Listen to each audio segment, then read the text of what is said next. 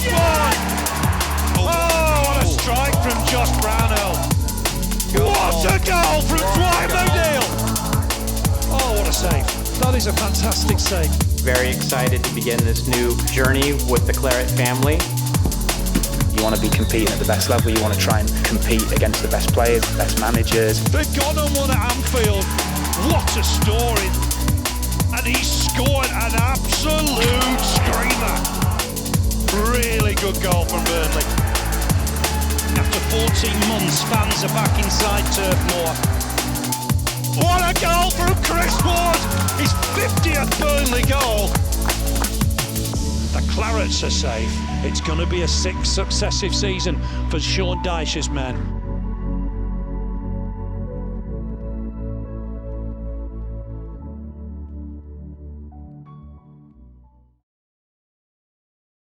And a warm welcome to the 2021 Player of the Year Awards Night in association with Jay Driver. Unfortunately, we can't be with you again tonight in person. We'd had hoped for 700 or 800 people in the marquee here at Turf Moor, but for the second season running, unfortunately, we're here in the dressing room at Turf Moor bringing you a virtual awards night live. I'm joined tonight by Phil Bird, as usual. Good evening, Phil. Hi, good evening. You did promise me last year it would be 1 year only, didn't you? I did say it would be 1 year only, but unfortunately we're going to have to double up on that one. Absolutely. Next year, I'm telling you, next year we're over there. Yeah, definitely. And I'm delighted to say we're also joined by an extra guest this year. Clarets legend Andy Payton's with us. Welcome, Andy. Thanks, Darth. Always a pleasure. Phil, let me start. I mean, it's been a crazy season, like no other, really. And we've got through it successfully. A mixture of pride and relief was the manager's expression, I think, and that probably just about sums it up. Yeah, not seen a season like it. One-off, a real one-off. We did ever so well to survive, to stay in the Premier League. The scenes at Craven Cottage were fantastic. That will be a night to remember. We're alive. We're 6 successive seasons in the Premier League next year. That is an achievement. That's a huge achievement. Andy, you spent your whole career being revered by supporters here at Turf Moor. It must have been such a strange phenomenon for everybody on the pitch to not have those supporters, and for the supporters themselves to be sat at home watching the ups and downs on TV. Yeah, absolutely. I mean, there's been no season like it, you know, obviously, and what Phil's just said there, I mean, to be going into the 6th season on the bounce, you know, in the Premier League is unbelievable, you know, massive achievement. So first and foremost, you know, congratulations to Sean and all the players. Because obviously it's not easy staying in the Premier League, and it's the only place to be, but they've done really well. Yes, we've got a plethora of awards, more than we've ever had before, to give out tonight. But first, of course, we have to start with the man at the top. He joins us every year and he's joining us live now. He's 9 seasons almost into his reign here at Turf Moor, and as Phil said, 6 successive seasons in the top flight. A huge achievement, and we're joined now, I'm delighted to say, by the manager, Sean Dyche. Well, hi Gaffer, thank you for joining us. Reflections on what has been probably the weirdest season in your managerial career, I would have thought. Yeah, I mean, I've mentioned recently in the media, you know, it's been tough. We've got there in the end after a really tough campaign for many different reasons. The obvious on the pitch one's been the amount of injuries we've had. You know, and not only, you know, you can get injuries, but we've had injuries to key players as well over the season. So I think the players have done well to see through all that and, you know, keep putting the work in and the effort in, and some quality at times, of course, to make sure we got the right points total that we needed. And then off the pitch, a lot of change, you know, and a very long-winded process for the sale of the club from the outgoing owner and board and chairman. And then the new guys have come in and obviously trying to work their way through all what goes on with it all, that we all have in COVID, and trying to, you know, make the club their own and try to work with it. And, of course, looking to the future too. So a lot going on. But back to the point, I think we've got a group of players who give everything, and they've got the rewards for the whole club. I imagine that we're talking to the chairman shortly, but I imagine you and he'll be in regular conversation during the summer. Yeah, of course, we already have been, to be fair. I mean, at first we had to do Zoom like everyone else, and then once they got tested and stuff, they could come in. So I've seen him a lot more. He's been very open with me, and like I've said, you know, through the media too, you know, I try and be truthful, as you know, does, and, you know, offer the realities. And I think there might be some way of stretching to move forwards. I don't think they're going to rip up the whole, you know, club's financial structure and just throw money everywhere. I don't think that's the plan, but a bit of, you know, clever investment at the right times, which we've managed to do a number of years here. And I think that'll benefit us. But we do, you know, we've asked a lot of these players, and I think we do need some support. We do need to get some some sort of new faces in and just freshen the squad up, as well as bring players in who can challenge the current players who are here and under contract. Indeed. In his prime, if you were strengthening your squad and you had Andy Payton available in his prime, what would Andy have been worth in today's market? Hey, decent. I've played against him a couple of times. I know he could play, that's for sure. Hey, be kind, Sean. Thanks. Do you know, everyone's worth a fortune nowadays. You know, Daz, you bring up for a player, and everyone, I think even I would have been worth more than £1,000. You know what I mean? Strikers come with a premium though, Gaffer. Absolutely. Rightly so as well. That's the hardest job on the pitch for me, strikers. Hey, you've done a magnificent job, Sean. Though it's been really. I mean, I live in the town, obviously, and seeing the progress that the club have made since you've came in. You know, I mean, you're almost 9 years now, but to stay in the Premier League, 6 seasons on the bounce, is unbelievable. And and people really, really do, appreciate what you've done for the club. Fantastic, superb, mate. No, I appreciate it. Yeah, I mean, look, it's there's a lot goes on. You know, I have to take some of the knocks, but also take some of the praise. But there's a lot of people that do a lot of good work at this club. It's not just me. Someone has to front it up, of course. But my staff, the people in the offices, everyone. We managed to get to a point where everyone's nose was pointing in the right direction. I think that always gives you a chance. If you've got people who are pointing in the right direction of what the club is and what it stands for. And I must say, Andy, in your time and my time here, a few question marks down the years for myself, off the fans. But you know what? I would say 90% of the time the fans get behind us, they're vocal, they stick with the team. And there's a healthy reality. Of course, there's always a few people wanting a bit more and a bit more investment and all that. But I think most of the fans, I think the majority, I think they respect the fact the club's been run, carefully. It's been run sensibly, carefully. They know that brings a challenge. They know that makes every season a really tough one in the Premier League. But I must say, they've backed us all the way. So, that even on our tough spells and tough periods, there's been very little of real, kind of anger in the crowd, which sometimes builds. There's been a lot of support. I think that's a really important factor. So it's helped us a lot, and I think it will help us once they're allowed back into the stadium as well.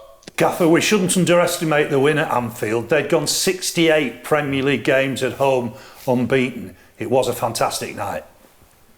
Yeah, and we'd had a couple where we'd gone close, actually. I thought we'd done pretty well against them over the time. I mean, even the other night at Turf, I thought we were pretty decent, actually. I mean, I know they can't win us in the end, but, a lot of our game was decent against a top-quality side. But that was a great night. I mean, look, all points are important, quite obviously. I'm big on that, as you know. The league table at the end of the season is when it really counts, especially in the Premier League. It's hard to have amazing runs in the Premier League and expect to not have a few tough ones. So I've always been reality bound. But then big moments like that, they're brilliant for all, and they're good for football, I believe. Everyone likes an underdog story. And when you're playing them games against Sterling, Anfield, and the record you're talking about, and, we delivered a very, very strong performance that night. And I thought, I was pleased for the players, but pleased for the club. It's nice to have them bragging rights against some of the big teams, every once in a while. We've done it against Man U, did it at Everton this year, and Liverpool, Arsenal as well now. They're big things, I think, for the Burnley fans, the Burnley people. Gaffer, thank you so much for joining us tonight. What's next for you? A few lager shandies and a dive in the pool? I like a half a lager shandy, so I'll treat myself to one or two of them. I'll be sunning this ginger skin, so I'll be brown as a berry after a good trip. No, look, a bit of family time. Last year, I'm not going to cry into it much because people have had so much on their own plates this year, but last year we got about a 3-week break between seasons, and, it was a pretty tough run. And this year we've got probably around six and a bit weeks. I mean, it's not, my break is not the same as everyone's. Obviously, there's still work going on behind the scenes, but at least I get away from it. So I'll try and get over to Portugal, which is nice with the family, and just simple things, just seeing friends. Now that the world's beginning to open up, what we all want to do, socialise, see some friends, bit of downtime, and get ready to go again. Well, thanks for joining us, Gaffer. Go and enjoy your break. We go again, and we'll speak to you soon. Pleasure. Take care. Cheers. Thanks, Gaffer. Sean Dykstra. Andy, would you have enjoyed playing under Sean?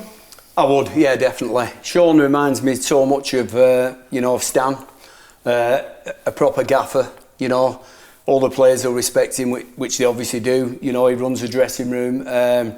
He's got the bants, he's got everything on it. Do you know what I mean? He has a crack with the lads and all that, and he's got the ultimate respect to the players. So yeah, and also he plays two up front. So yeah, I think I might get a chance of playing. But no, yeah, I'd love to have done. Yeah, of course. He's got the bants, Phil. That's the important thing. Yeah. He is, without doubt, a legendary manager in our history. I think he's second longest serving post-war manager after the great late Harry Potts. The job he's done here, we talk about it every year, but we just can't underestimate the job that he's done in keeping Burnley at this level. Absolutely incredible. I was with you. I remember the Cardiff City away game, October 2012, news broke that night that Sean Dyche was going to be our new manager, and we were struggling. We were a very average Championship side. Move on 9 years, and we're going to have 6 years. We've had 6 years in the Premier League, be 7 next time, 6 consecutive. That is some achievement, it really is. We were down on our luck back in 2012, got hammered at Cardiff. From there onwards, it's been upwards. Andy, I remember going back to very, very early in Sean's reign.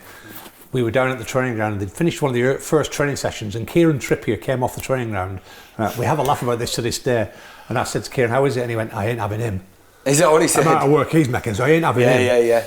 But that's the sort of ethic he has. You mentioned the bants, but it's all about the work. When it comes to work, he demands work, sweat on the shirt. Yeah, absolutely, yeah. And I mean, that's what Burnley's all about, isn't it? The paying audience what we have who love the club. The first thing they want to see is players giving the role, and I think to even get in that team, you'd have to be doing that. Otherwise, you won't be in it. And. No, I mean, the respect what he'll have of the players, which you can just feel that, that he's the gaffer, and he's done a brilliant job. He really has. I'm going to throw in there, because I'll get caned if I don't, his backroom staff. The backroom staff have been fantastic. Ian Warren, Tony Laughlin and Billy Mercer, of course. The one thing I would say about Burnley, if you're going to sort of sum us up, most pundits now seem to say year on year, Burnley will be okay. Under Sean Dyche, it's become dare I say it, established Premier League club is a strong term, but the pundits seem to believe that under Sean now we are an established Premier League club. You saw that when we had 2 points from the first 7. We were struggling with injuries, yet people thought we'd survive. There was that confidence that we'd turn it around, and we did. It's about the manager, but it's also about the players. We start this year's Player of the Year Awards night with our Centurions, sponsored by JetChem.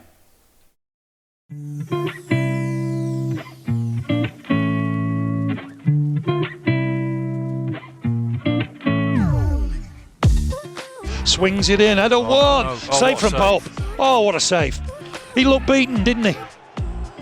Looking to hook it back inside. Chance. Save Pope. Good delivery. Saved it. I think he saved it, Nick Pope, yeah. That's a yes, wonderful he does. save for Nick Pope.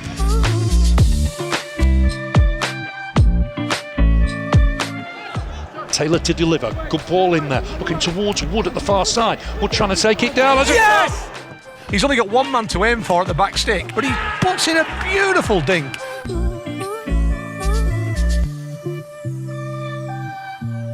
McNeil. Oh, it's yes! McNeil with a goal. It's 2-2. Deceived the defence. It's his first goal away from Turf Moor, and he's finished it in style.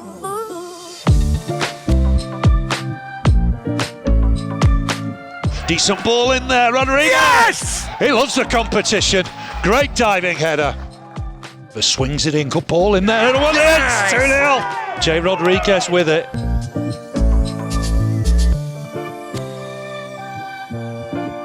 Towards the back post, looking for Barnes. With the header! Ashley Barnes is back! Barnes with it against him. He scores! Goal.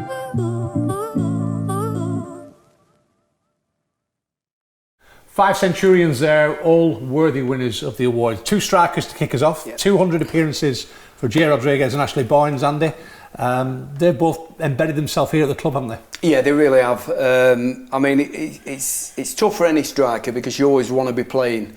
But I mean, I think the fact that, as a Premier League club now, the strike, it's not just about individuals, it's about the squad. And, in Jay and Ashley Barnes, obviously, both great players. I mean, Jay's a local lad and he scored a lot of goals for the club. And really good strikers, the manager has had, you look at Vidra and you look at Wood as well, and they've been able to, juggle around. But that any one of the 4, is tough for the opposition. They're good players. Those 2 have found themselves a little bit on the periphery. While the managers juggled and eventually settled on Vidra and Wood. Yeah. But you know full well that those 2 guys will push in the background. Absolutely, and they'll be back. Yeah, absolutely, because ultimately you want to play. You do want to play, but obviously, like I've just sort of said, it really is a squad game now. And the whole team, you know, there'll be a massive togetherness there, you know, for staying up. You know, I don't think, you know, back in the day individuals might have thought, you know, I'm not playing and looking to get away, but I don't feel that now.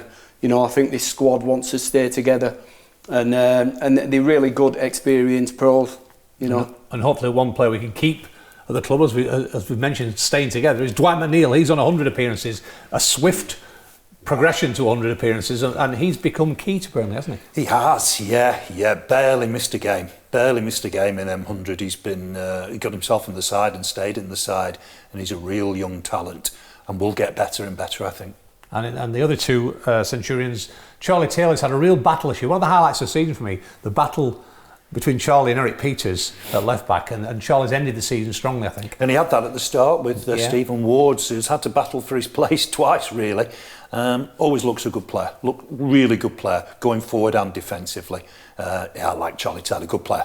Well, the manager says he could play for England. Yes. If he concentrates on what he's doing and goes on the going forward side. Well, there was one squad that Gareth Southgate picked without a recognised left back, and I thought at the time that's just not right. And there's other good left backs, isn't there? Ryan Bertrand comes to mind as well. Yeah.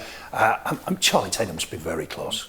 And you mentioned England there, and the last line of defence, Nick Pope, you know, with all hopes of the Euros this season, it's almost taken away from him by that unfortunate injury at the end of the season. But he's had a massive progression again to 100, and he's now integral to Burnley's defence. Oh, super keeper, fantastic keeper for Burnley.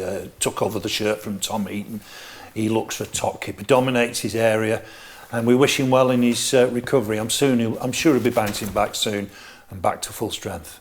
Switching gears now, esports continues to grow at the club. Here's our esports Player of the Year, sponsored by Complete IT Systems.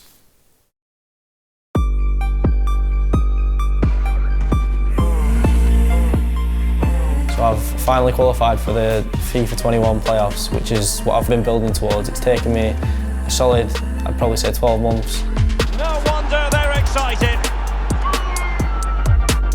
It's a tournament where the top 64 in Europe are battling it out to try and reach the E-World Cup. With options aplenty. Neymar! No less than they deserve. The prize pool for the playoffs is, I think, around 450,000.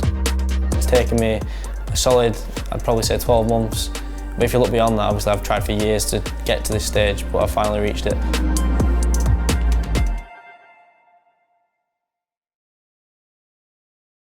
The winner of the esports Player of the Year, sponsored by Complete IT Systems for the third year running, is Brad Colston. So I'd like to say a massive thank you to be Burnley's esports Player of the Year for the third year in a row. The first two times I didn't feel like I've earned it, but like this time I really do feel like I have, because obviously the year I've had 5 tournaments, and 4 of them I've come inside the top 64, which overall has felt like I've had like a really great season. I fell short a couple of times as well, but I'm going to make the most of it when it comes to playoffs, and hopefully make the club proud. The esports phenomenon continues to grow, and here at Burnley Football Club we've embraced that, and I expect that to grow even further under the coming years, under the chairman Alan Pace, who is fully behind esports. Andy, esports probably wasn't around in your era, but it's big now. It wasn't in my era, but yes, certainly I think, you know, a big part of being a Premier League footballer is getting involved with esports, and I think it's really good. I mean, the engagements online are just incredible now. It is massive. It's a huge game. I mean, you can imagine if you're a player as well, you want to get FIFA and see yourself on FIFA and pick yourself in your own team. That's the way forward, isn't it, for Absolutely, players? Yeah, it's massive. It is massive. And moving on with the awards, the next award is the Youth Team Player of the Year, sponsored by Burnley Social.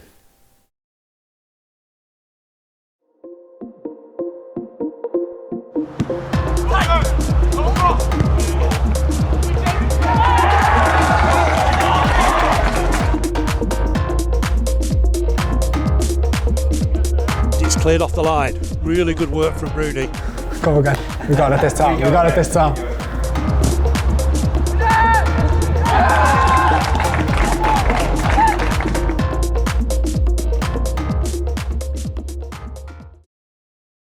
The winner of the Youth Team Player of the Year, sponsored by Burnley Social, is Jake Rooney.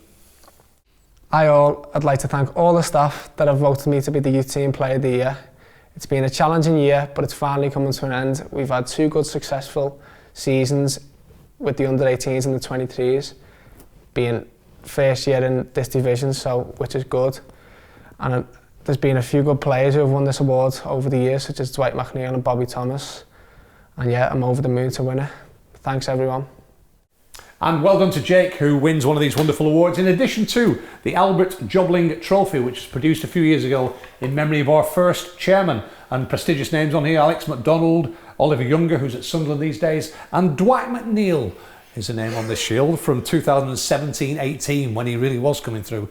Jake Rooney, tell me a little bit about him, Phil. Like Jake, a young centre-back, a famous name, of course. He's cousin of Wayne. A lot to live up to there. He has, but he's a good player, a decent player. He's already played for the under-23s, well ahead of his age. He looks a good centre-back, composed centre-back. Well done to Jake, and that takes us nicely on to the under-23s. Our next trophy is the under-23 Player of the Year, sponsored by Burnley Social.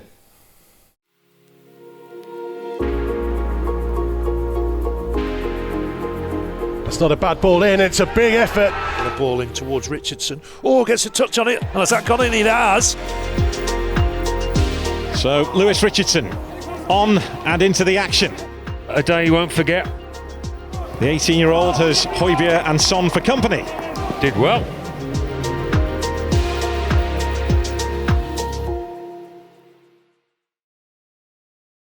The winner of the under-23s Player of the Year, sponsored by Burnley Social, is Lewis Richardson. Hi everyone, just a quick message from me, just to say thank you to all the players and staff who have helped me win the Under-23s Player of the Season award. The Under-23s this season has been a real challenge for me, but I think the lads and me have dealt with it very well, and we've had a very good season in our first season in this league. Another thank you to all the first team players and staff who gave me my first team debut, which was a very surreal moment for me, and one that I'll always remember. And congratulations to Lewis Richardson, Phil, a young player with a bright future.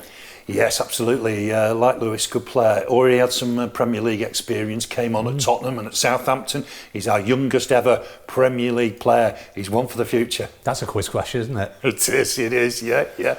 Andy, what do you remember about your apprenticeship? I mean, you were released from here as a kid and went on to make your career elsewhere before you came back. Yeah, you're right. I was released 16 by Burnley, and I went to Hull City and did my apprenticeship there. And I actually won the Young Player of the Year, and I think it really helped me. You know, it's a really good award, and it's a prestigious award, and the lads will all, you know, the ones who've won it will cherish it. You know, but as you've seen, you know, Dwight McNeil's won it in the past, and it can propel you to bigger things, definitely. Well, that's the hope, isn't it? That is absolutely, the hope. Yeah. Thanks, Andy. And on with the awards we go, on a brand new award this year, the Chairman's Community Champion, sponsored by Recycle IT. Chairman Alan Pace was keen to get this in and reflect our standing in the community, and you may be familiar with the story of Hughie Higginson and Freddie Javi. We caught up with the two boys earlier this week to give them a nice surprise.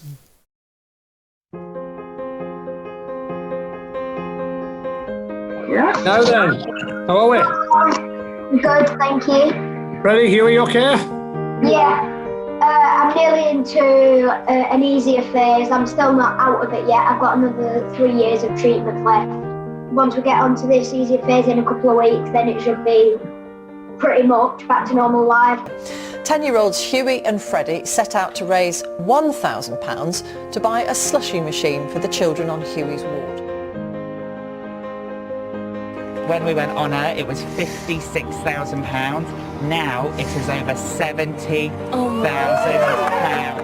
So I was only aiming for 1,000 to get 168 times what I was going for. Is just incredible. Hi boys. Hey, hi. Are you alright? Are you okay? Yeah, we're good. I'm on here today because we're going to award you, both of you, with the Community Champions Award for this year. I think it's both amazing. It's incredible. So keep up the good work. Hughie, stick at it. You look really well.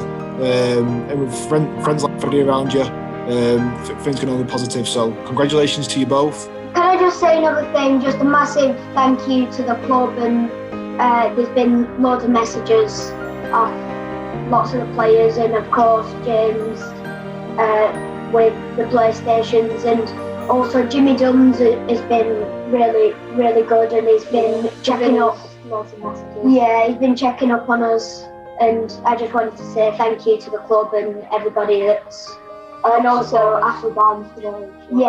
Yeah, thank you to everybody at the club, really. You are more than welcome, boys. It's a pleasure to speak to you again. You take care of yourself, all right? Thank you. See you later. Bye. Bye-bye. So proud of you guys. Our inspiration to the top.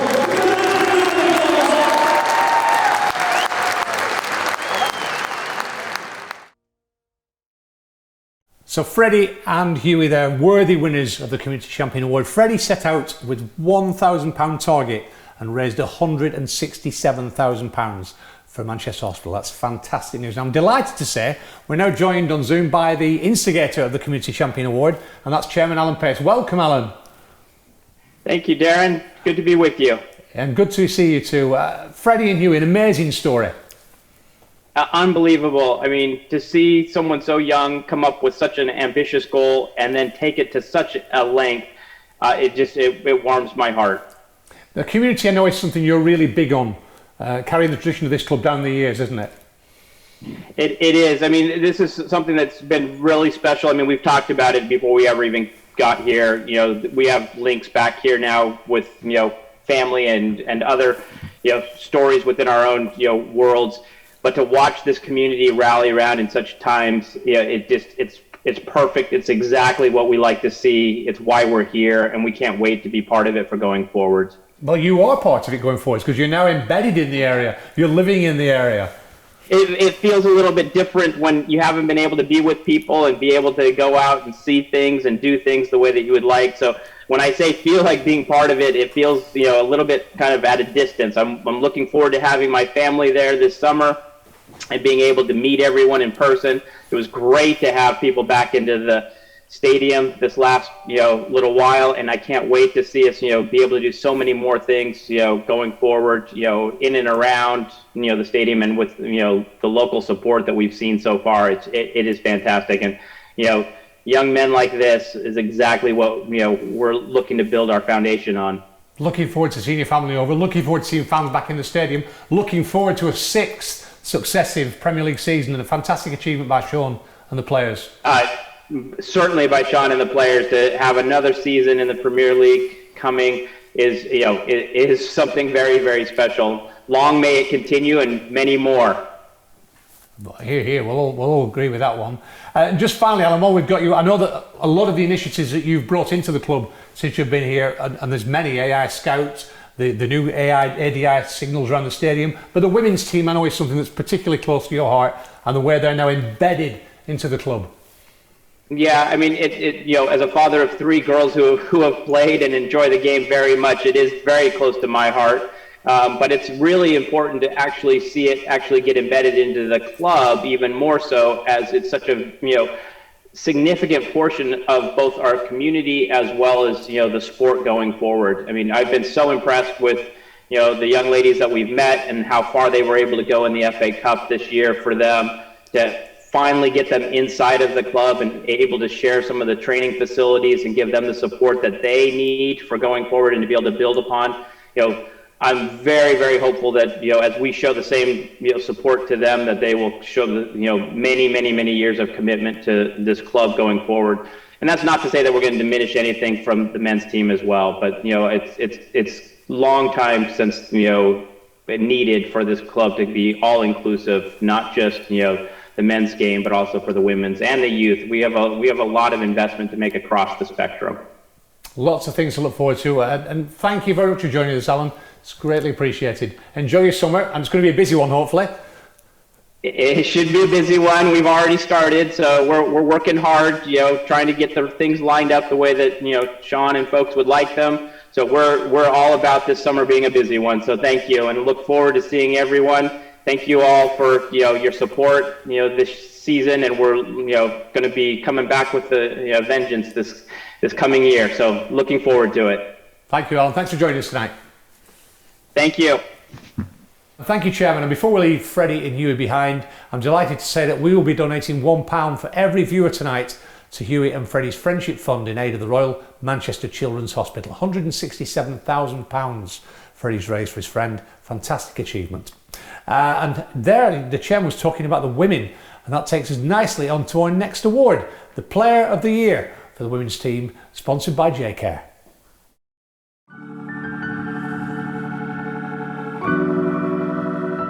She's a player that embodies all the values that I expect from the team. So honesty, togetherness, work rate. She's someone that brings that all to the table every week. You know, it's one of them where managing her is an easy job really because of the levels of desire and self-motivation that she has. And she's a player that demands a work ethic from everyone else as well. You know, albeit she's not a captain on paper, but she's certainly a leader within the dressing room, and she's a player that everyone looks up to, and has been one of the main reasons why when we've won matches and when we've had success, certainly in recent seasons, she's been the driving force from an outfield perspective behind that. She's the engine of the team, and you know that when she's performing well and when she's on it, everyone else gets a lift from that. So I can't speak highly enough of her. She's certainly someone that, you know, as I say, embodies everything that we expect from the team and demonstrates all the values. And if I was to write down what I'd want from a Matt B Burnley player, she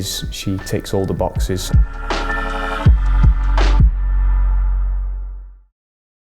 The Women's Player of the Year, sponsored by J-Care, is Nick Worthington.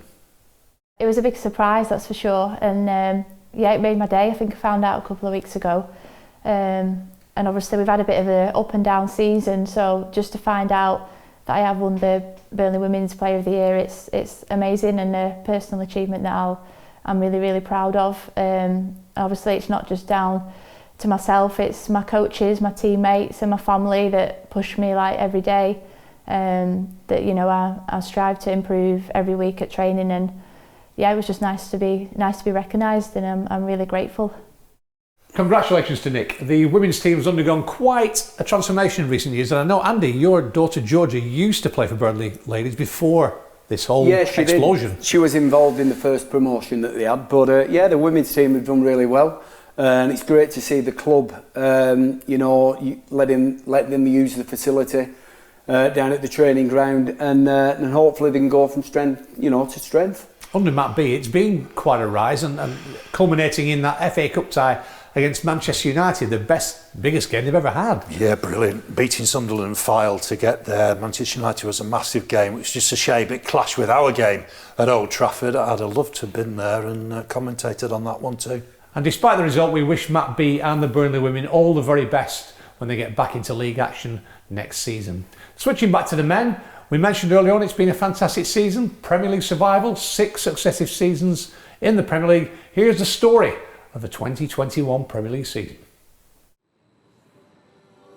A season like no other, played almost throughout in empty stadiums and finishing with Premier League status successfully assured once more, kicked off for the Clarets in the League Cup. A postponement of the scheduled opening Premier League game against Manchester United and a first night out against Sheffield United and a penalty shootout win at Turf Moor. A 100% record from the spot brought Sean Dyche's men only a second win in the competition since 2014. And when Millwall were beaten 2-0 at the New Den in round 3, a prolonged run in the competition looked possible until Manchester City came out of the hat to lead to a 4th round exit. That was perhaps a mixed blessing given the paucity of Dyche's resources following a quiet summer in the transfer market and a crippling injury list that had the Clarets struggling to fill their bench at times. And those early season personnel problems took their toll in a testing start that had Burnley on the back foot. Following the latest ever start to a Premier League season, the Clarets finally got underway on 20th of September. And despite scoring twice, they were beaten 4-2 by Leicester City, as Jimmy Dunn's debut goal was not enough to set up a successful comeback. Defeats at home to Southampton and away to Newcastle were to follow. And it wasn't until Game 4 that Dyche's side put a first point on the board from the league's first goalless draw of the season at West Bromwich Albion. Here's McNeil, swings it in, good delivery, he's looking for Barnes, save, and against the top of the bar again from Wood. Burnley briefly climbed off the foot of the table, but back-to-back home defeats to Tottenham and Chelsea had them back at the bottom, heading into November. The Clarets needed a lift, and the return of captain Ben Mee after 4 months out through injury provided it at Brighton, where a welcome clean sheet underpinned a no-nonsense 0-0 draw to prompt the start of the recovery. Big chance for Welbeck, and he has missed it. Good save from Pope. Excellent save. With his legs. Crucially, that was backed up by a 1-0 victory over Crystal Palace and restored Turf Moor as the happy place DJ and fan Jordan North was proudly describing to the nation as a celebrity temporarily out of here. Happy place, Turf Moor. Robbie Brady's first goal in an injury-hit 12 months earned the Clarets a 1-1 draw against Everton in Dyche's 200th Premier League game as boss. And one of the highlights of the season was to follow as Dyche's men made history at Arsenal. Despite a number of close and often controversial calls, the Clarets had never beaten the Gunners in the Premier League. They'd also not won away to Arsenal since 1974, but both bogeys were laid to rest when captain Pierre-Emerick Aubameyang glanced a header into his own net in front of a couple of thousand fans permitted entry as a test event at the Emirates Stadium. Do we agree Aubameyang on goal? Yep. Oh, it is. How ironic. All those goals against Burnley, and he's gone and put one in his own net. Burnley stood firm to secure a famous 1-0 win and a first away success of the season, which lifted them back out of the bottom three.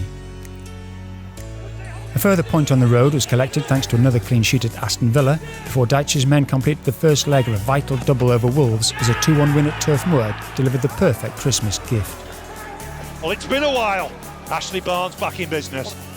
Ashley Barnes was back and celebrated with his first goal in over a year as he and Wood hit the target to set up a 2-1 win which lifted the Clarets up to 16th place in the table, the highest to date. But the unbeaten run was controversially ended at Leeds the day after Boxing Day as the Yorkshiremen won the first top-flight clash between the clubs since 1976 thanks to a hotly disputed penalty.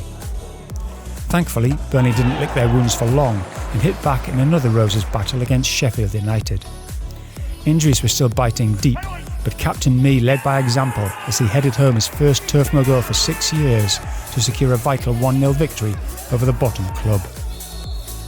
Maciej Vidra was enjoying his best season as a Claret, and after scoring twice in the League Cup earlier in the campaign, the Czech international rescued Burnley in the FA Cup when he came off the bench to score a last-gasp leveller against MK Dons. The round 3 tie on a freezing afternoon at Turf Moor then went to penalties, with Will Norris emerging the hero on his Burnley debut as 2 spot-kick saves carried the Clarets through. When Dyche's men then went to Fulham and won 3-0, thanks to a J. Rodriguez double and a Kevin Long goal, they were in round 5 for just the second time in 5 years. But, as in 2017, disappointment was ultimately to follow with a home defeat to Bournemouth ending hopes of a quarter-final place and a possible run to Wembley. Back in the league, after the scheduled game against Fulham had been postponed due to COVID in the Cottages' ranks, and with new owners installed at Turf Moor, the Clarets kicked off 2021 and their new era with narrow defeats to both Manchester United and West Ham, as goals proved elusive. We are very excited to begin this new journey with the Claret family. This is somewhere that we have, looked for a very long time to get involved with.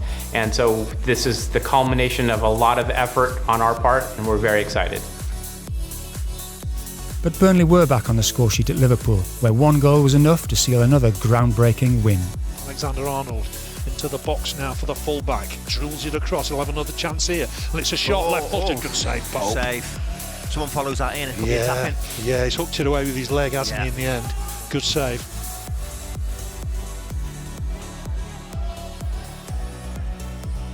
Header 1, Barnes trying to peel away, he's got there, it's a penalty surely. The penalty, had to be.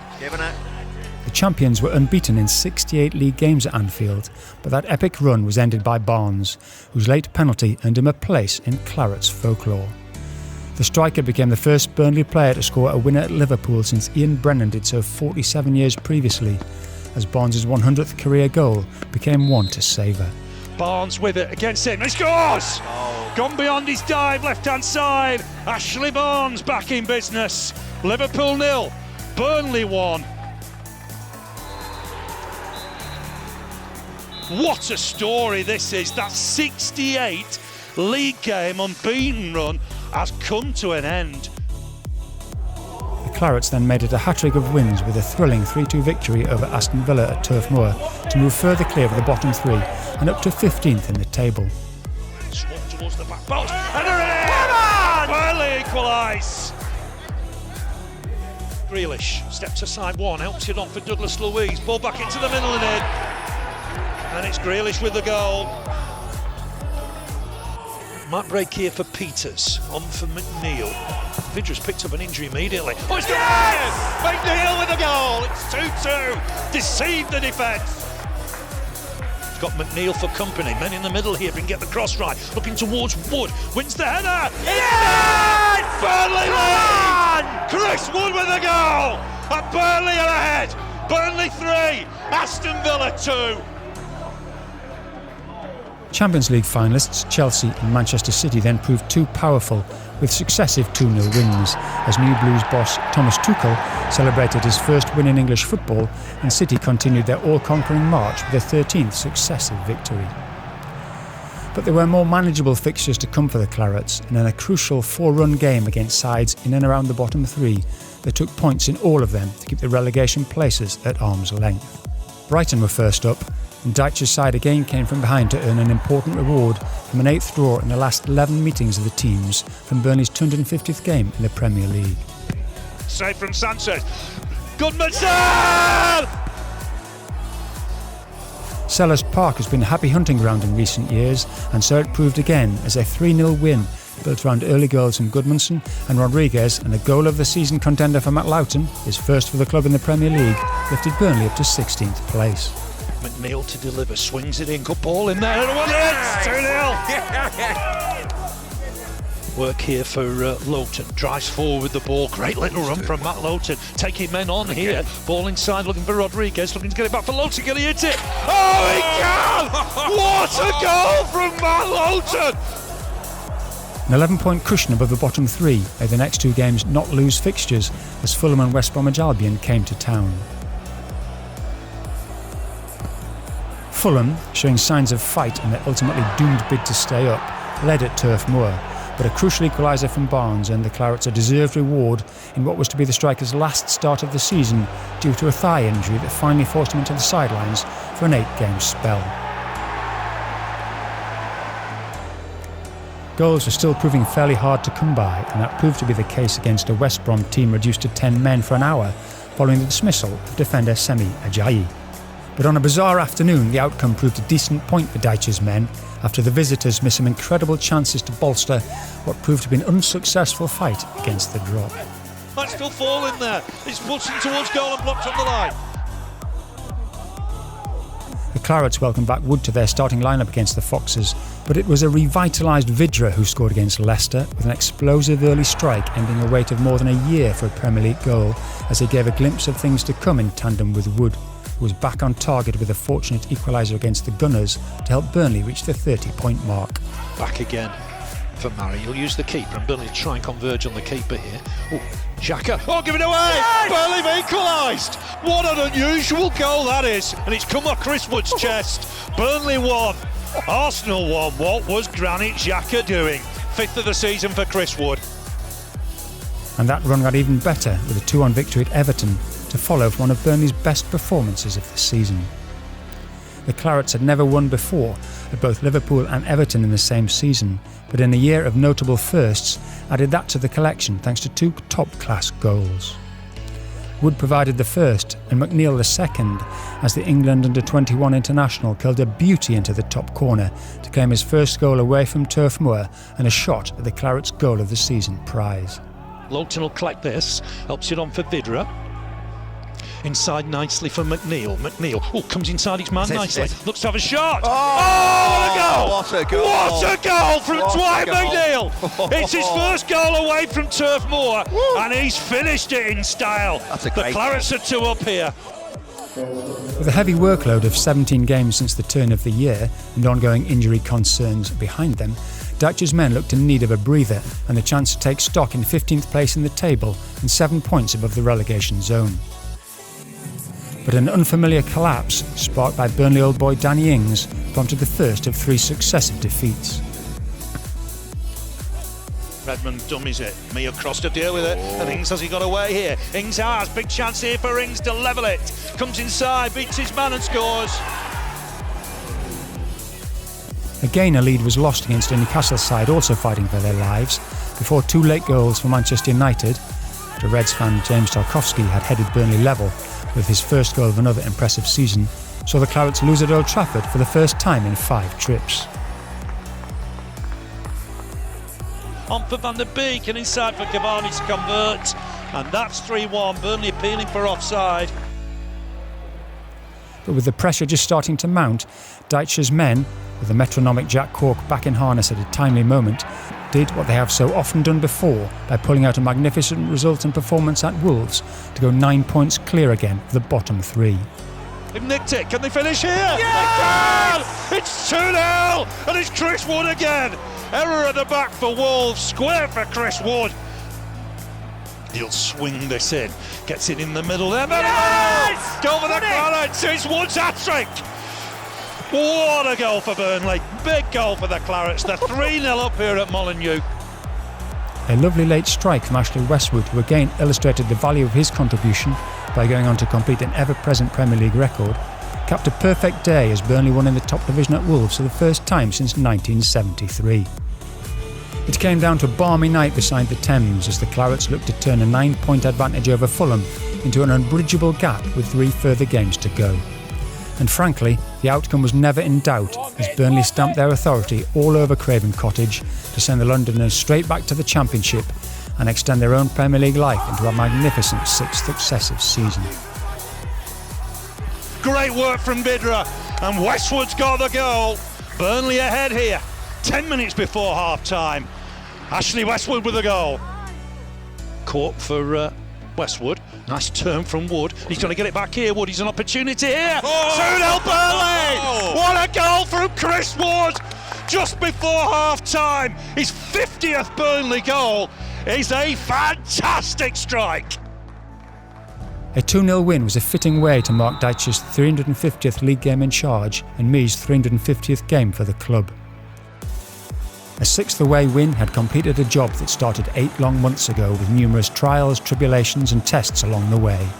With so much effort expended, there was to be no big finish, as the Clarets, missing the luckless Nick Pope with an injury that would cruelly rule the keeper out of the finals of Euro 2020, signed off with 3 successive defeats.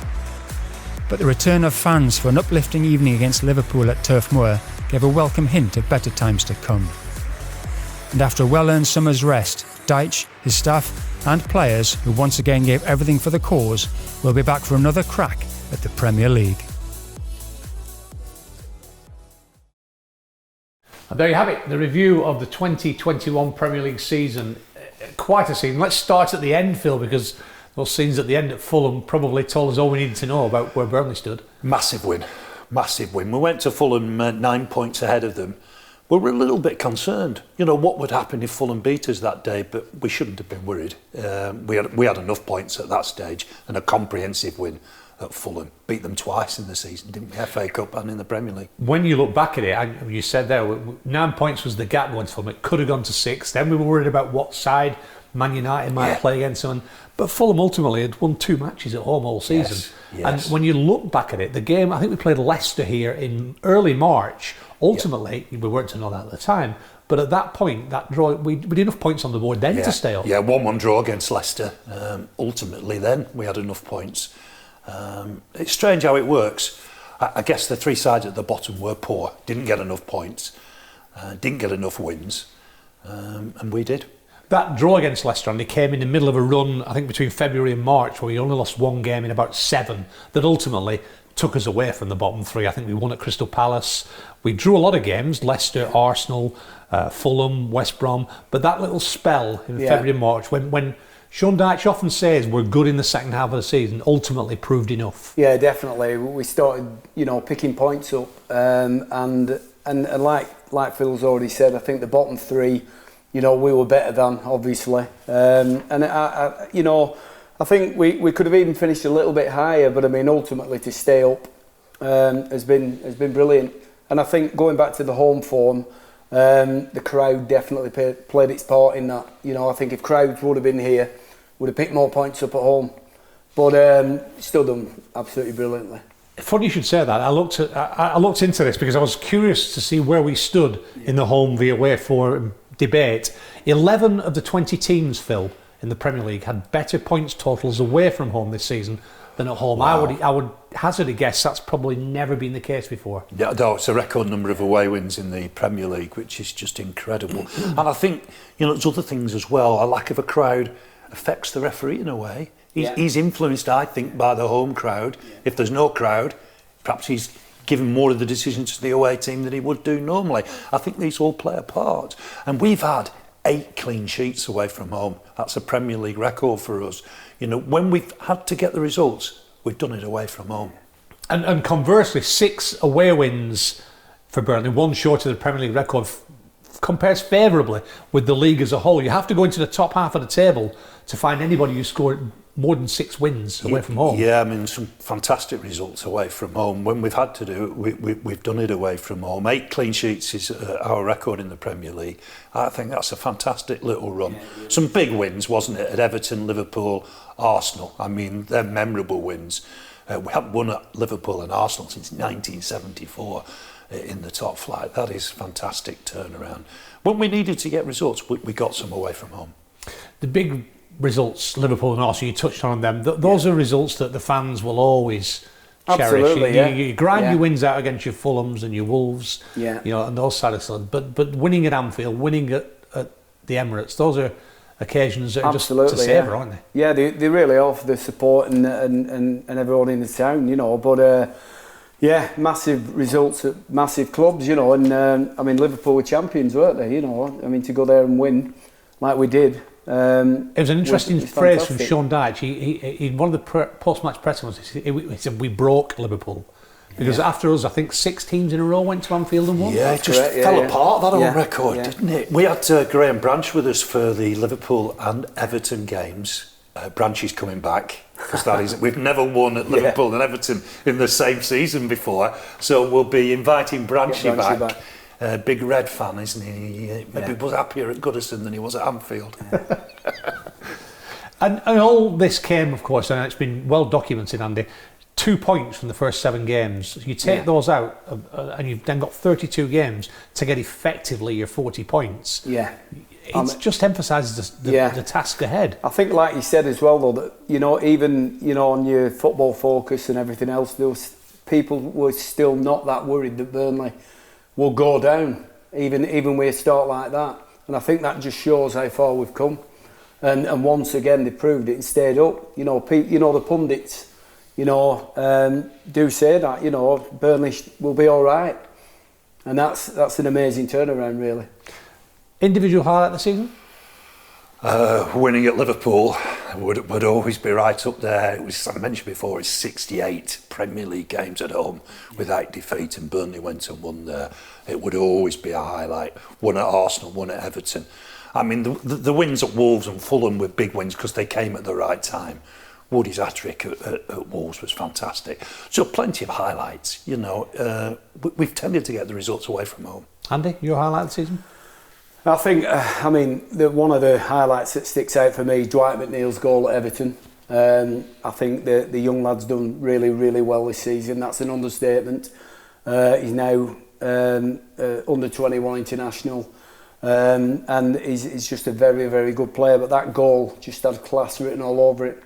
And for me, that's one of the standout moments. Goal of the season still to come there, and there are the lads' individual thoughts on their highlights, which takes us nicely on to the next award, which is the Magic Moment of the Season, sponsored by Charter Walk.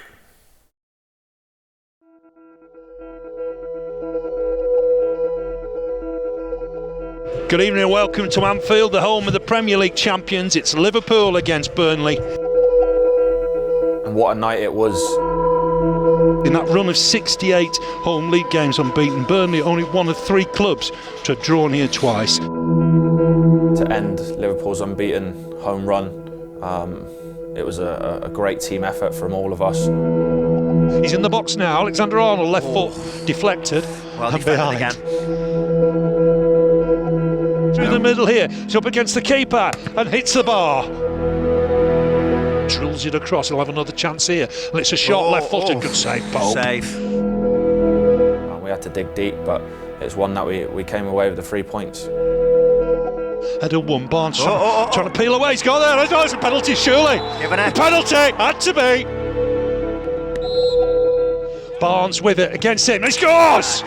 Gone beyond his dive, left-hand side. Ashley Barnes back in business. Liverpool 0, Burnley 1. Helps it on for Salah. Save from Pope. What a save.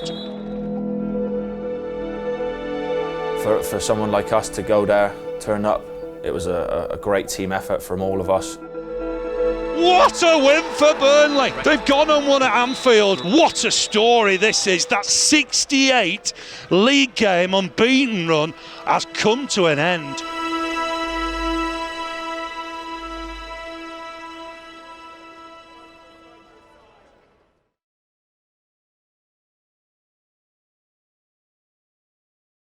Ashley Barnes there collecting the award on behalf of the team for the win at Liverpool that ended their 68-game, 4-year unbeaten home record. Andy, imagine the pressure that's on you taking a penalty with a couple of minutes to go at Anfield that could end a run like that. Massive pressure. I mean, it's a funny one because even if there'd have been a full house there, it's still pressure. Even, you know, just the fact that Burnley could go and beat Liverpool at Anfield and break that 68-game record.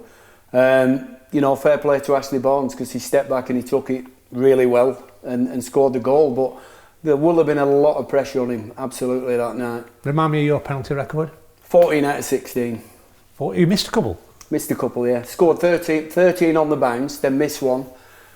Scored one, missed one. But yeah, 14 out of 16 is not bad, is it? Did he save them or did you miss them? He saved them.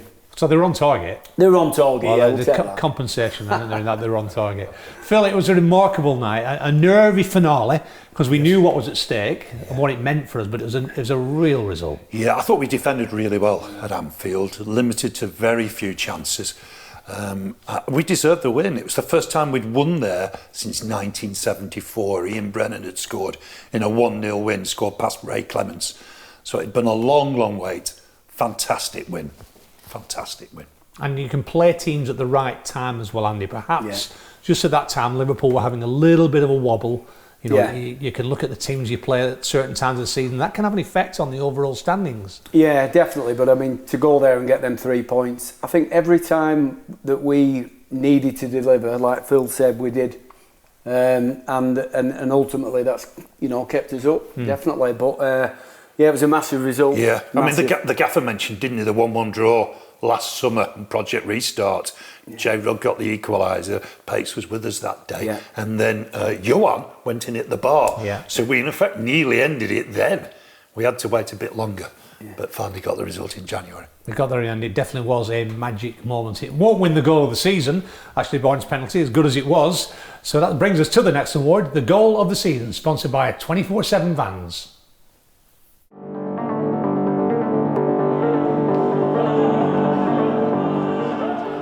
With a chance for Brownhill, looks to fancy it. Oh, the goal! Oh, what a strike from Josh Brownhill.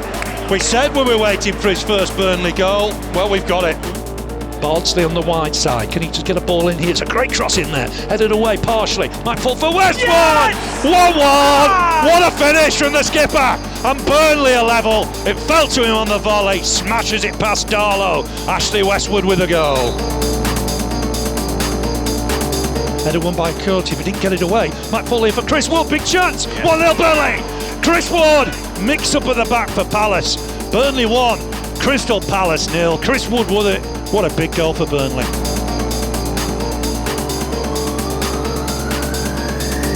Opportunity here for Brady, looks to have a shot right footed. 1-0! Robbie Brady! What a finish from Robbie Brady, right footed, right in the corner. Great to see Robbie Brady back on the score sheet. Looking towards Wood, wins the header. Yes! Burnley lead! Chris Wood with the goal! And Burnley are ahead. Burnley 3, Aston Villa 2. What a header from Chris Wood. Work here for Lowton. Drives forward with the ball. Great little run from Matt Lowton. Taking men on here. Ball inside looking for Rodriguez. Looking to get it back for Lowton. Can he hit it? Oh, he can! What a goal from Matt Lowton! He scored an absolute screamer. It's Crystal Palace 0, Burnley 3. Inside nicely for McNeil. McNeil comes inside his man nicely. Looks to have a shot. Oh, what a goal! What a goal from Dwight McNeil! It's his first goal away from Turf Moor, and he's finished it in style. That's a the great Clarets are 2 up here. Ball forward looking for Wood. Wood flicks it on. Bindra a chance here, but Bindra! Matty Bindra! Loves it here. What a finish. Really good goal from Burnley. Southampton 0, Burnley 2. And Rodriguez has nicked it, and Burnley will drive forward. Rodriguez in the box now. He's got Wood for support. Will it fall here for Wood? Helps it up for Westwood. That's 4. What a finish from Ashley Westwood. Super finish. Smashes it past Patricio. Caught for Westwood. Nice turn from Wood. He's going to get it back here. Wood, he's an opportunity here. 2-0 Burnley! What a goal from Chris Wood! His 50th Burnley goal is a fantastic strike.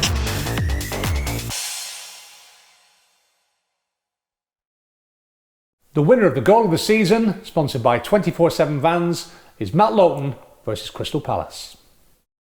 Hi everyone, thanks for voting for me for goal of the season. It was my first Premier League goal for Burnley, so I was delighted and very happy to win the award as well. Thank you. A worthy winner there, if an unlikely one. Fullback scoring a striker's goal, Andy. Discuss. Well, what a goal it was. I mean, just the fact that it started so deep in his own half, and I think he won possession of somebody, played a 1-2, and it was the technique when it came back to him. I mean, he caught it absolutely perfect into the bottom corner. You know, there was a lot more to that goal than just a strike. You know, it ran sort of, I don't know, 40-50 yards. You know, he won possession, he played a 1-2 and finished it off. Brilliant goal. Goals are where it's at, and that leads us nicely on to the next award, the Top Goal Scorer Award, sponsored by Option Hygiene.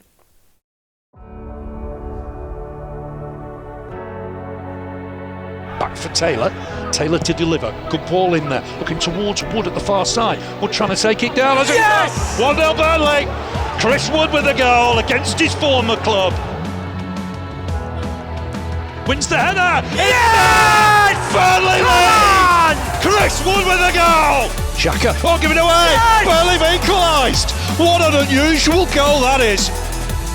Hooks it back inside. Might fall here for Wood. Hits it well and in. A Burnley lead. Against Forster. Scores. Hard down the middle. Wood trying to get the better of Cody. He's got a chance here, Wood. Looks to hook it in. What a finish from Chris Wood. His 8th of the campaign. They've nicked it. Can they finish here? Yes! It's 2-0. And it's Chris Wood again. Corner, McNeil with it. He'll swing this in. Gets it in the middle there. Yes! Go for the Clarets. It's Wood's hat-trick. Wood against Fabianski. Scores. Brilliant. Past the keeper. Burnley have got the lead. He loves playing against the Hammers. Opportunity here. 2-0 Burnley. What a goal from Chris Wood.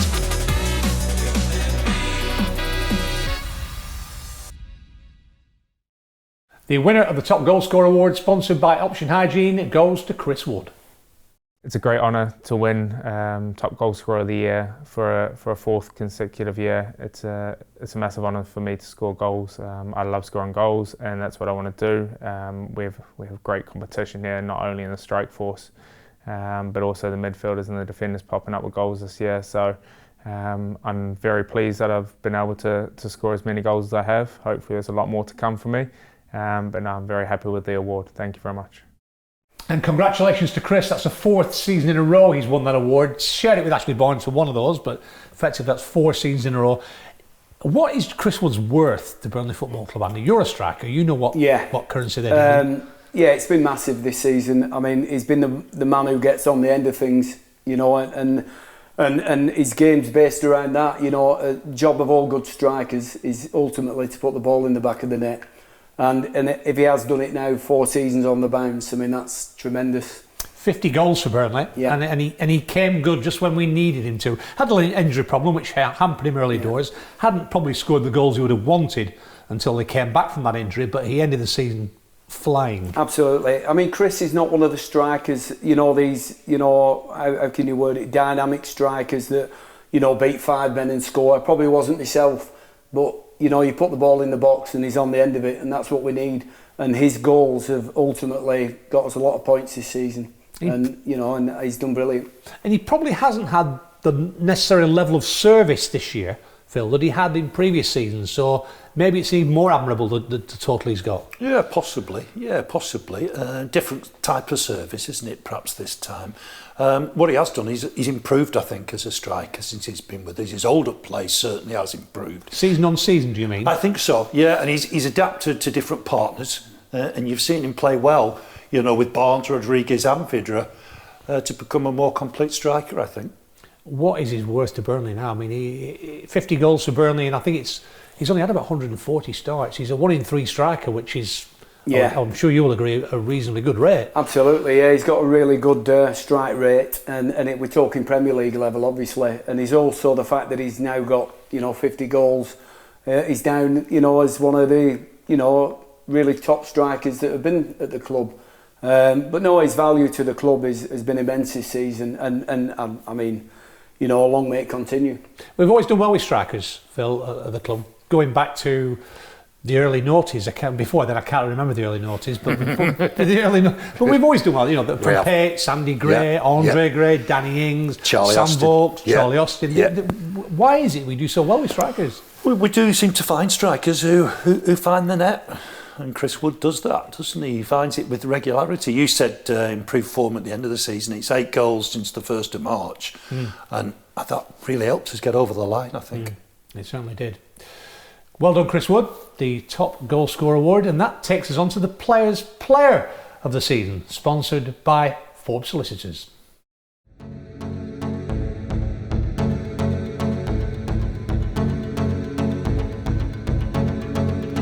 I've got to go the whole season. I'm not just doing like the last half season, or, you know, I'm thinking be fair about it. Throughout the whole season there's been a lot of consistent players. He's been fantastic again. He just keeps getting better and better. Not just scoring goals, but his overall play for the team. My Players' Player of the Year for this season goes to Matt Loughton.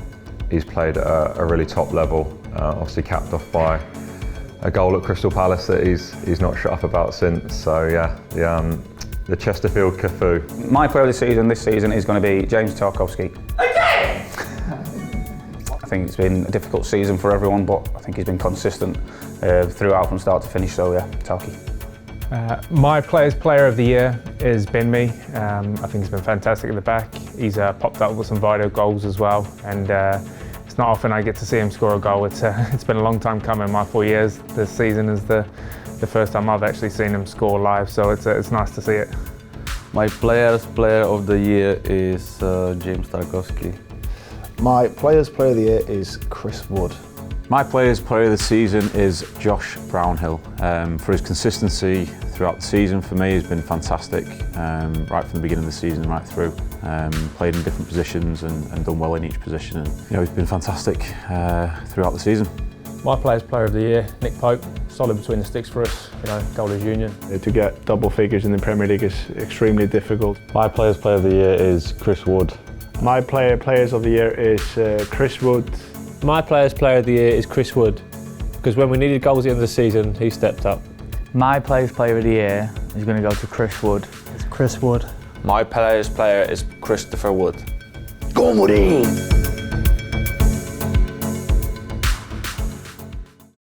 The Players' Player of the Year for 2021, sponsored by Forbes Solicitors, is Chris Wood. Players' Player of the Year. I mean, this is a big one. I mean, it's the one that your fellow professionals are voting on, and it's always nice to be recognised by them.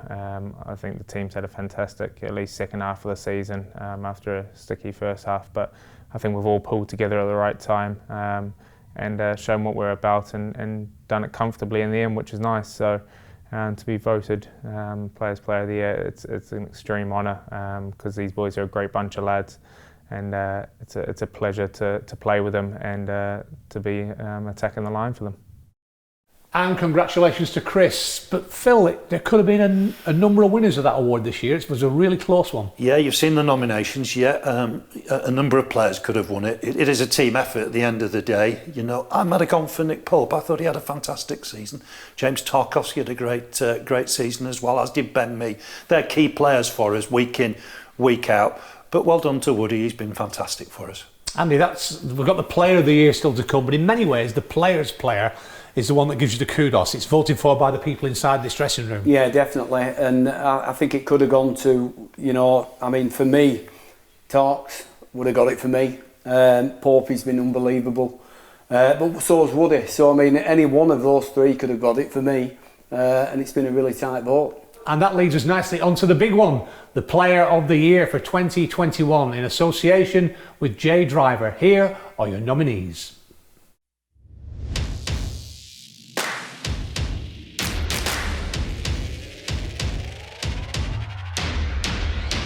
Saka looking to have a shot. It's well blocked by Tarkowski.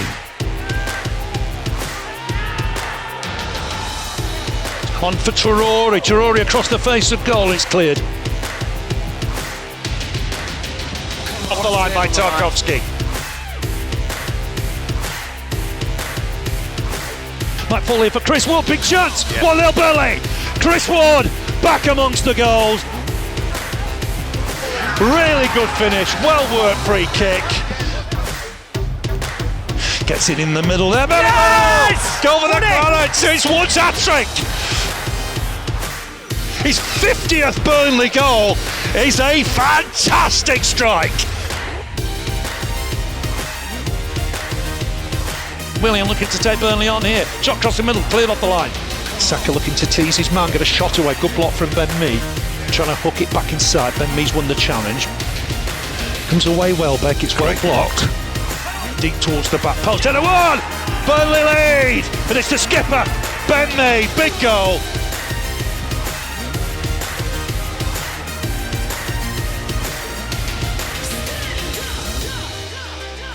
Tense stuff here. Townsend with the delivery. Swings it in. And a one! Save from Pope. Oh, what a save.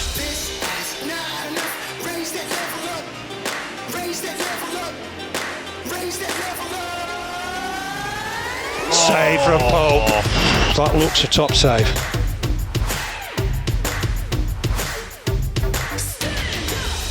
It fell to him on the volley, smashes it past Darlow. Great work from Bidra, and Westwood's got the goal. Burnley ahead here. Helps it off for Westwood. That's four. What a finish from Ashley Westwood. Super finish.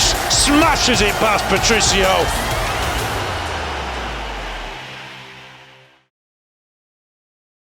The Player of the Year for 2021 in association with J Driver is Chris Wood. Well, another award. I mean, it's been very nice. Good night for me. Voted by the fans for Player of the Year. It's absolutely fantastic. It's been a tough season for everybody. Not having you guys in, it's really affected us. We know we play better with you guys in the stadium, so it's going to be a great credit to have you guys back permanently, hopefully next year. We had a taste of it obviously last week, which is nice, but it's gonna be good to have that full crowd rocking again. So thank you very much for the award. Can't wait to see you guys back, and we go again next season. Congratulations to Chris Wood. Another hat-trick. That's two for Chris this season. Let's talk about the first hat-trick he got at Wolves. I mean, that was... Yeah. He argued the best day of his life. He went home and told his missus, if we get married, that'll still be better than our wedding day. Is that what he said? Yeah. Well, his first goal was absolutely brilliant. The ball got whipped in. His first touch took it past the man from an acute angle, and he smashed it in the bottom corner. Absolutely fantastic finish that. I remember, I think the third one, it was a free header from a corner, but he's still got to be there to put it in, and the second one he's reacted and put it in from close range. But any hat-tricks, any hat-trick is fantastic, but I think the first goal was brilliant. And it's not just his goals, Andy, but Phil, his versatility, the hold-up play of Chris Wood is integral to the way Burnley play, and you notice that when he's not in the side, really. Yes, he's become a complete player. He scores goals with his head, left foot, right foot, holds the ball up really well these days, I think. He's become a complete striker. Double figures every season is a stat in itself. Has playing with Matty Vidra maybe made him a better striker? I mean, that's no disrespect to Ashley Barnes or Jerry Rodriguez, but the dynamic that he and Vids seem to have has borne fruit in the last 2 months of the season. I think the fact that, you know, Vids has got the pace and that's helped him a little bit, you know, big guy, little guy sort of thing. But I think the fact that he can play with all three equally as well just shows, you know, how important he has been to the team, because ultimately he's been the one that's been there all the time, and the other three have sort of played off him. You know what I mean? And he's cemented his place in the team, and once again he's finished top scorer, which ultimately every one of them strikers wants to do at the beginning of the season. And he's done it again. Sorry, Andy. There was one stage in the season where we were talking to Chris, and I think he might have been on 5 or 6 goals, and he still wanted double figures before the end of the season, and he ultimately got there comfortably in the end. What was his best goal? I think the one at Fulham. We know what a big game it was, a nervy night. We'd gone one up, Ashley Westwood had scored. Just before half time, he stuck in that half volley from outside the box. It was a fantastic strike. We were 2 up. I think we knew from that point we were staying up. And that's it. Chris Wood was a big winner with a hat-trick of wins at the 2021 Player of the Year Awards tonight. Thank you to my guests Phil and Andy. It's been a pleasure having you. Thank you for watching. It's been great to have some of you fans back in the stadium for the final home game of the season. Let's hope we can have a full house when we kick off next season and celebrate together. Good night. Westwood's got the 4th. What a goal from Matt Lowton. What a win for Burnley. Really good goal from Burnley. His 50th Burnley goal is a fantastic strike.